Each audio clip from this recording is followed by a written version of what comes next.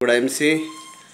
आज आपण नागनाथ इप्पर सरांना, जे की जिल्हा परिषद पंचायत समिती कार्यरत लातूर येथे कार्यरत असून त्यांना गेल्या महिन्यामध्ये आपण मुतखडा या आजारावरती ट्रीटमेंट दिली होती. आता या आजारावरती त्यांनी हे आयुर्वेदिक ट्रीटमेंट घेतल्यानंतर कशा प्रकारे त्यांना फायदा झाला हेच आज आपण इप्पर सरांना विचारूया की या ट्रीटमेंटसाठी आपण त्यांच्या हातामध्ये जे दिलेलं आहे युरॅनियम सिरप, व्हिटगोल्ड टॅबलेट, यानंतर युरॅनियम टॅबलेट आणि डायजेस्ट हा एवढाच त्यांना त्या ठिकाणी बेसिक कोर्स दिलेला होता. या बेसिक कोर्सवरती इप्पर सरांना बघूया आपण कशा प्रकारे रिझल्ट आलेला आहे.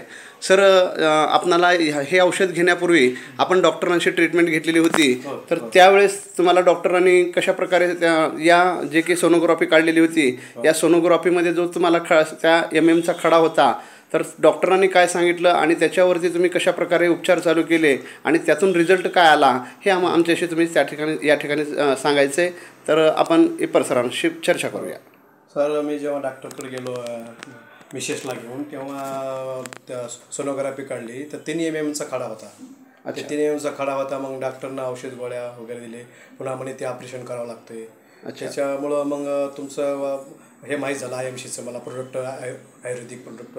त्याच्यामुळं तुमचं मी हे सर्व किट घेऊन गेलो आणि ते 8 दिवसामध्ये खडा पडला. नंतर मी सोनोग्राफी केली.